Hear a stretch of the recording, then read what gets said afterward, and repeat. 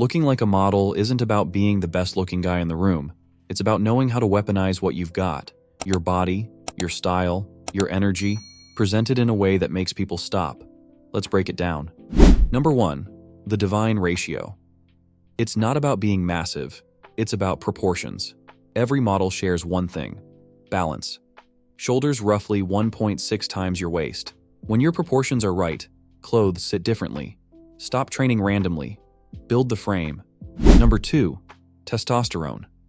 You can't look like a model if your body language screams exhausted and unsure. Testosterone isn't just a muscle hormone. It's your presence hormone. It changes how you stand, how you hold eye contact, how long you pause before speaking. So fix the inputs. Lift heavy compound movements. Get daily sunlight. Sleep in a dark, cool room. Cut processed sugar. When your hormones are aligned, confidence stops looking forced. Number 3. Scent and voice. 2 things people register before they consciously judge your face: how you smell, how you sound. You don't need to drown in cologne. You need layers. Clean skin, clean hair, one consistent signature scent. Memorability beats intensity. Now your voice.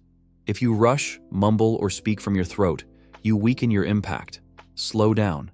Speak from your chest. Pause longer than feels comfortable. A grounded voice plus a subtle, clean scent creates something powerful. You become associated with calm authority.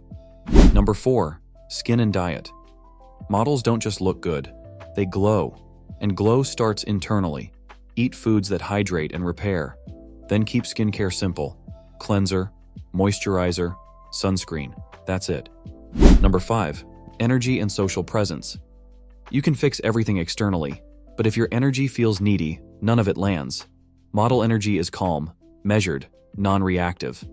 Hold eye contact. Smile with intention. Energy is the multiplier. It's what turns improvement into presence.